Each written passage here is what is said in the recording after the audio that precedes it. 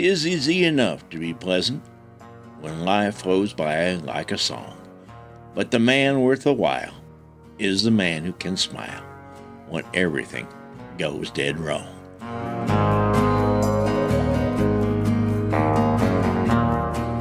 The hills of Copper Mountain exploded into a frenzy of activity as one of the biggest gold rushes of the 20th century surged into Wyoming's Fremont County. Prospectors and investors staked their claims in the fledgling town of Birdseye, ready to make their fortunes. Within 2 short years, their dreams would be crushed in their town, an abandoned ghost camp.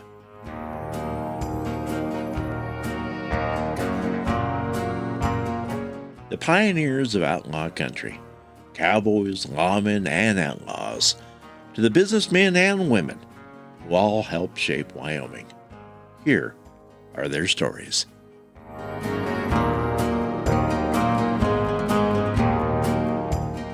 Birdseye, a ghost camp of shattered dreams.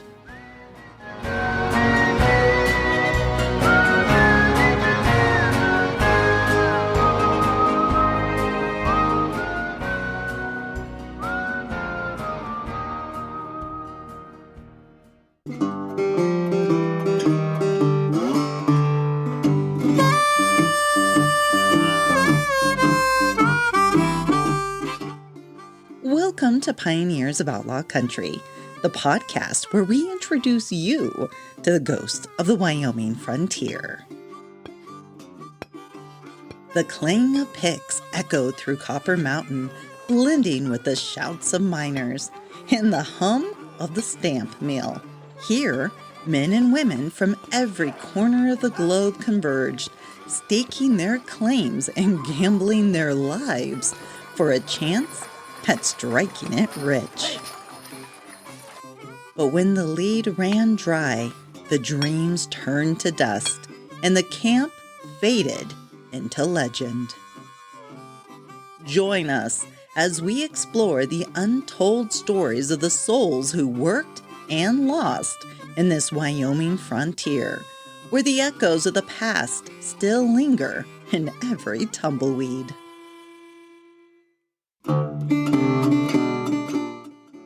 I am your host, Jackie Dorothy, with my co-host, Dean Keene.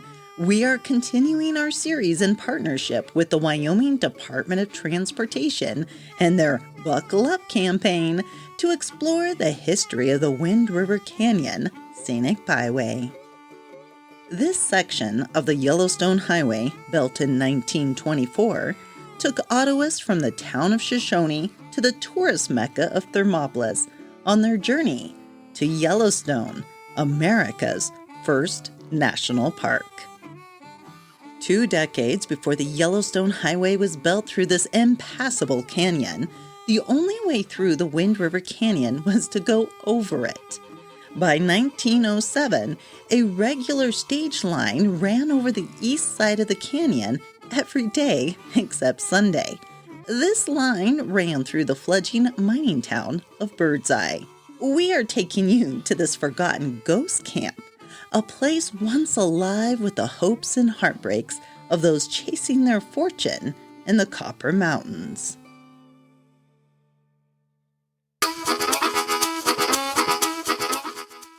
Gold Rush. In 1905, the cry of gold had spread through Wyoming. A strike of copper and gold had been discovered at Little Rattlesnake Mountain, prompting an immediate name change to Copper Mountain. The Wyoming Derrick and Casper raved that even the surface ore was something to behold, running at an impressive 32% copper and sparkling with vibrant traces of gold. As miners dug deeper into the explorative tunnel, the ore kept getting richer. By the time they hit pay dirt, the gold content had soared to what the paper called fabulously rich. It was the kind of find that fueled dreams and drew fortune seekers from far and wide. The McLaughlin Agreement with the Shoshone and Arapaho tribes had opened sections of the Wind River Indian Reservation to settlement, and this included the mineral-rich Copper Mountains. The day after the land opened on August 15, 1906, Wyoming Governor Brooks addressed the American Mining Congress, highlighting the explosive flood of prospectors into central Wyoming. He called it one of the biggest rushes that Wyoming had ever seen. Over 700 miners swarmed into the Owl Creek Mountains, eager to stake their claims in the newly accessible lands. The frenzy was swift and intense. In no time at all, around 500 mining claims had been filed near Copper Mountain, turning the area into a hotbed of activity and ambition. Among those seeking their fortune was newspaper man Leslie Davidson. He moved his entire printing press and family up to the remote outpost by April 1907. There, he set his type and produced a 4-page newspaper, The Copper Mountain Miner, for the fledgling town of Birdseye and Boise. Davidson was a familiar and respected name in Wyoming and had most recently come from Basin. He had arrived in the region to start his paper in a mining camp he felt certain would one day be the most successful metropolitan in the Cowboy State.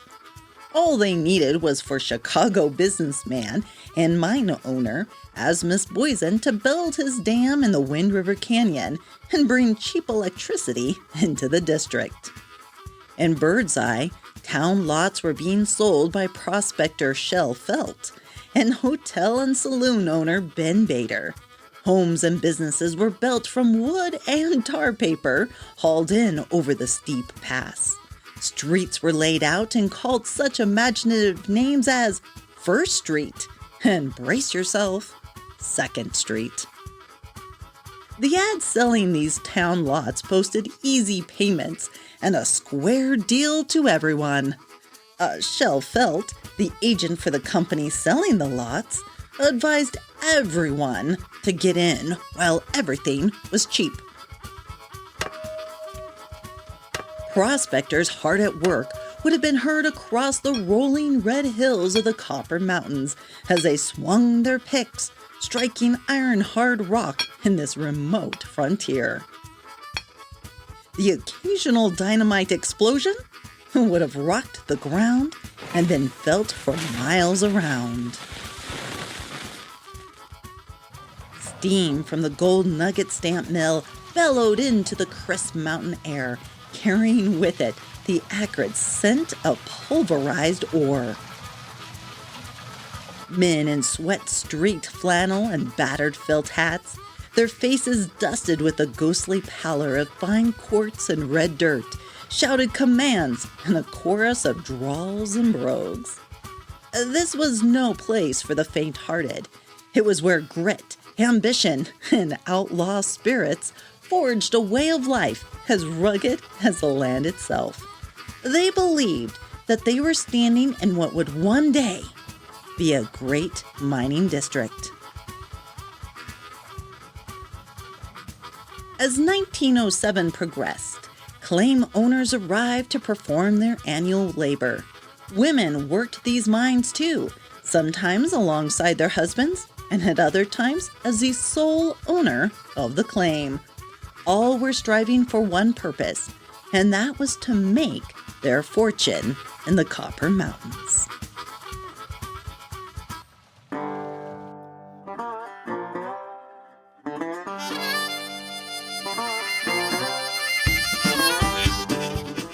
Old characters.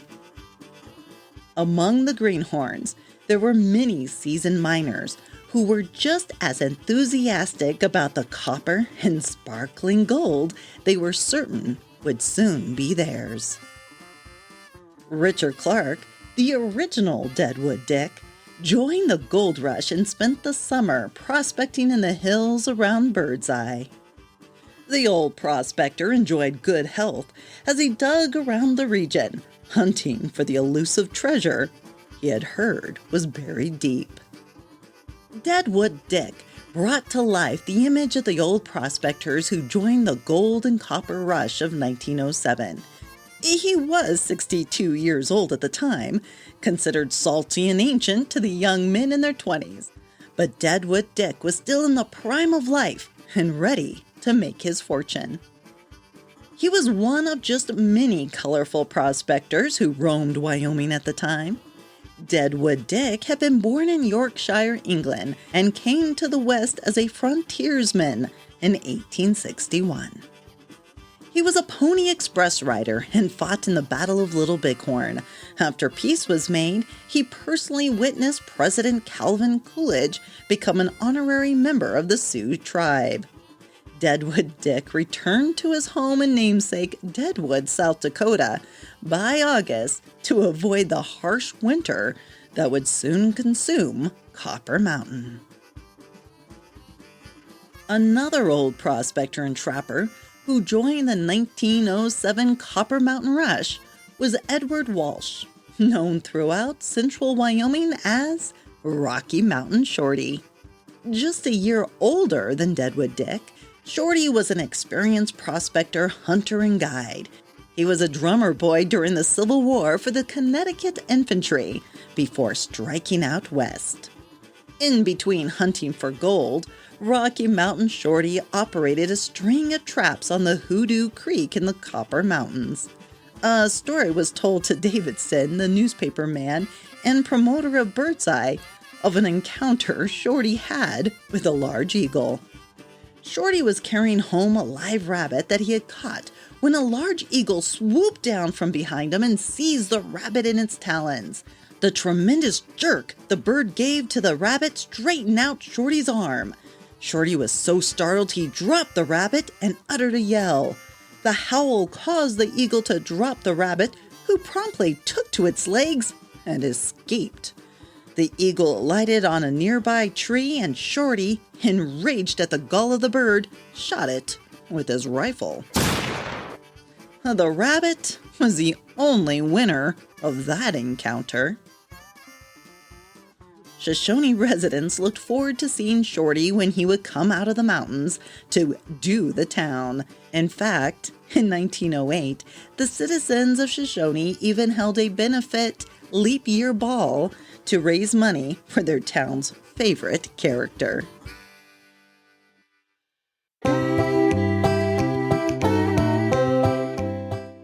Exploding cows and other mishaps. Copper Mountain was not without its mining mishaps. As the men worked their various mines in what Davidson called the suburbs of Birdseye, they were well aware that any help was miles away and would have to rely on their own luck and audacity when disaster struck. In September, such disaster befell the Little Gypsy Claim. Shell Felt came into the Birdseye newspaper office with his tale of woe after being gone for weeks working on the mine. Davidson maintained the Copper Mountain Miner as a credible newspaper and had a reputation throughout Wyoming as a trustworthy journalist. He was determined not to print rumors or tall tales. So when Felt told his incredible story, Davidson hesitated to share this strange tale of the miners and the exploding cow. Felt had been with Billy Osborne, so the story goes, another well-respected miner, doing assessment work on the Little Gypsy Claim on the east end of Copper Mountain. When Felt came into the newspaper office to share a tale of calamity that at first Davidson thought was a joke. However, Felt had a reputation as a straight talker, and so Davidson decided to let his readers decide for themselves if it was truth or fiction. Prospector Ketchum had allowed his cow to roam free in the rolling red hills of Copper Mountain while he went about his own mining work. Neither Osborne or Felt thought much about the wandering cow until it was too late. Well, we were working away in the tunnel, and belly drilling, and I was a mucking. When I came out with a carload of muck, I saw the last of our 19 sticks of powder disappearing down the throat of old Ketchum's cow. Felt picked up a rock and threw it at her. Instantly, there was a terrible explosion, and the air was filled with minute particles of cow. Ketchum's beloved cow had gone across the divide.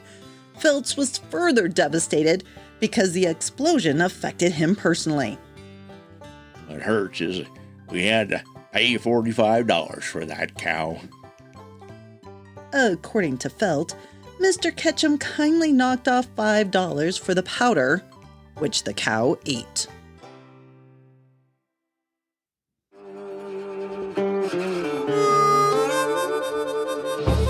Another incident with volatile dynamite happened in the Copper Mountain mining claims. Miner John Van Dusen returned to camp after working on his claims at Willow Creek and found his tent in flames. As he neared the tent, he thought a 4th of July celebration was in full swing, as the reports of exploding shells could be heard in quick succession. He ducked for cover and waited for the party to end.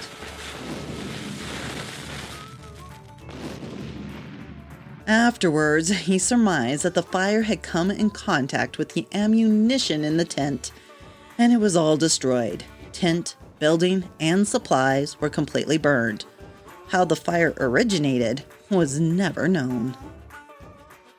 Another danger in the Copper Mountain mining camps were wildcats, and not of the 4-footed variety. The term applied to brokers and less scrupulous prospectors that made deliberate attempts to misrepresent what they had to sell. In the Copper Mountain Miner, Davidson railed against such practices and said that there were no need for false statements since the Copper Mountain mines were so rich. He was also strongly encouraging those that had claims not to sell out prematurely. His words fell on deaf ears, as many of the original miners quickly sold out to men with deep pockets and interest in expanding their wealth. A man of integrity, Davidson could not abide those that blatantly broke the law and waltzed into his office lying about their claims. He immediately outed 2 such miscreants. The claim jumpers dated their notices on a piece of property that was already being worked. Indignant, Davidson pointed out that the owners had done their annual work on the property and that these 2 thieves were simply building up a pile of trouble for themselves. He wrote that nothing was to be gained from such work as this, and the practice was condemned by all fair-minded people. It is assumed, since he didn't write about them again, that the 2 were chased out of Birdseye, and the original owner retained ownership of their mine. Yet another issue facing miners in this remote region was the destruction of mine monuments, which marked the lines of the claim. When a miner and prospector located a claim, the law required them to do labor each year on the property and erect monuments showing in good faith that the area was being worked and not up for grabs.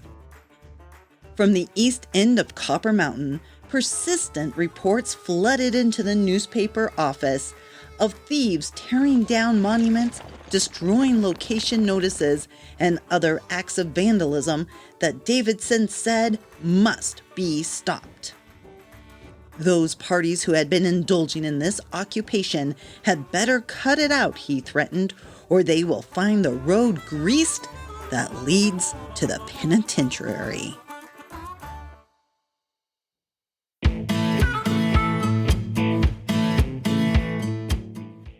The town of Birdseye. As the remote mining claims were being worked and assessed for gold and copper, the town of Birdseye was growing. Families were moving in and homes were being built on the town lots that Felt had successfully sold. Felt himself built a winter residence that he fitted out at the foot of First Street.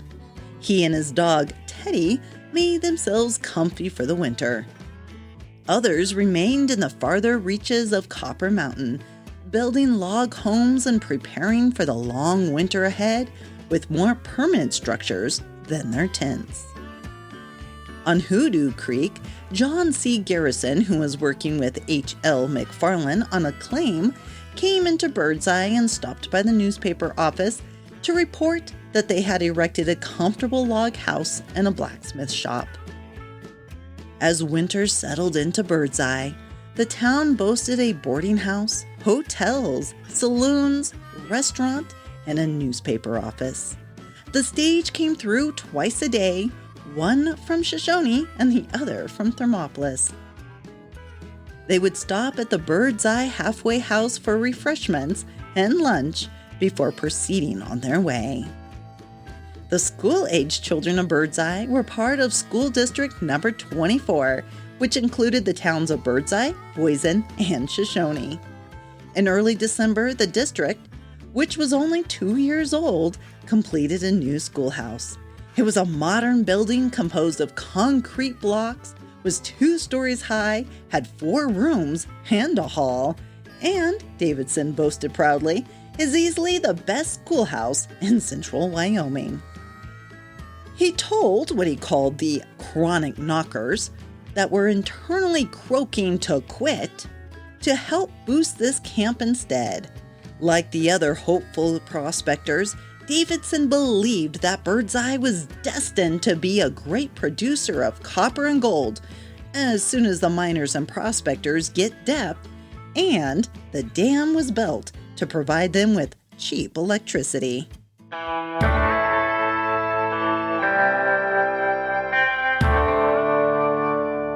The death of a gold rush. The naysayers were right. Just 1 year prior to Birdseye founding, N.H. Darton, a geologist with the United States Geological Survey, warned that the rich mineral claims and speculations were being grossly exaggerated. He said that the alleged rich mineral discoveries would cause much loss and disappointment to those who were being misled by the reports. By 1909, his prediction had come true. Mining at Copper Mountain was essentially dead. Development of Copper Mountain mining was dependent upon the completion of the Boise Dam, which did not ultimately happen. Businessman Asmus Boysen had been hit with numerous lawsuits and unable to produce electricity until 1913. By then, most of the mines of Copper Mountain had already closed and Birdseye had been abandoned, remaining only as a stage stop between Thermopolis and Shoshone. In Boysen's lawsuit against the state in 1915, he argued that his own mining claim had been located at the southern entrance to the Wind River Canyon. The mountains both to the east and to the west of the Bighorn River, he said, had promised great mineral development. Coal was expensive throughout the mining region, and gasoline was almost prohibitive in price. Owing to the scarcity of water for boilers, it was difficult in many places to even use coal. The development of electric power seemed to be the only solution of the problem that confronted the remaining Copper Mountain miners. Boysen said it was very questionable whether the Copper Mountain Mining District would ever develop properly unless cheap power for drilling and other operations would be obtained. The lawsuits were still going as late as 1930, 5 years after the dam had silted up and the power plant was taken out of service.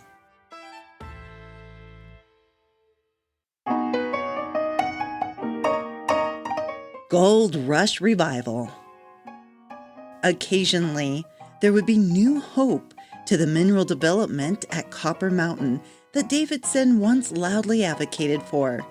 Even after the newspaper man moved his family from Birdseye, others remained confident that the Copper Mountain mines would one day produce the minerals needed to bring the mining district into full production.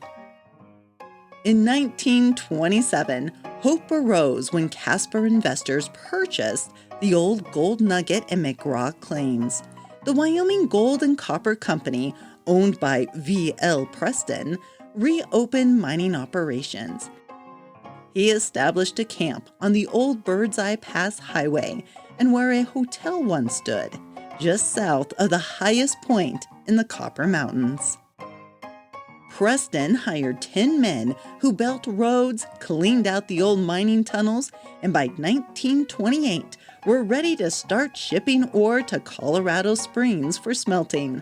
They anticipated that the ore would run about $34 per ton and net the company about $15 per ton. Newspapers called it a Wyoming bonanza, and ore samples showed high content of minerals.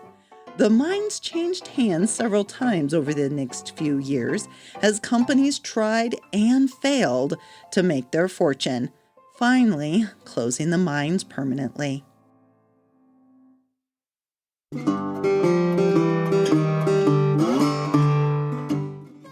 As we wrap up this episode, it is remarkable to think about how a once thriving mining camp, full of hope, ambition, and the promise of fortune, has now been reduced to little more than traces in the earth and stories passed down through generations.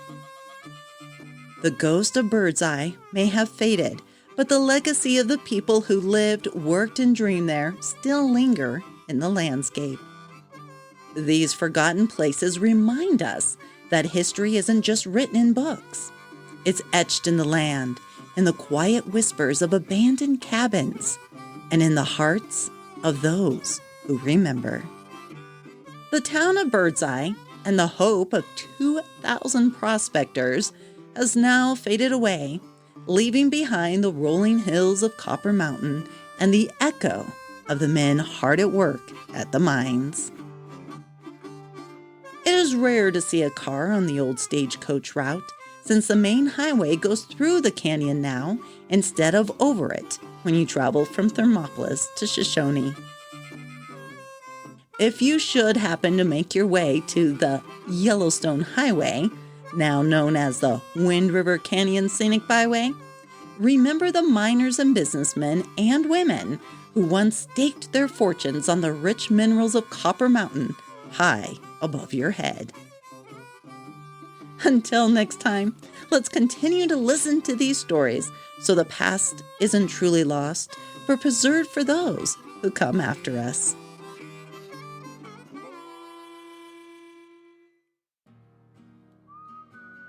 This series, celebrating 100 years of the Yellowstone Highway through the Wind River Canyon, has been made possible through a partnership with the Wyoming Department of Transportation.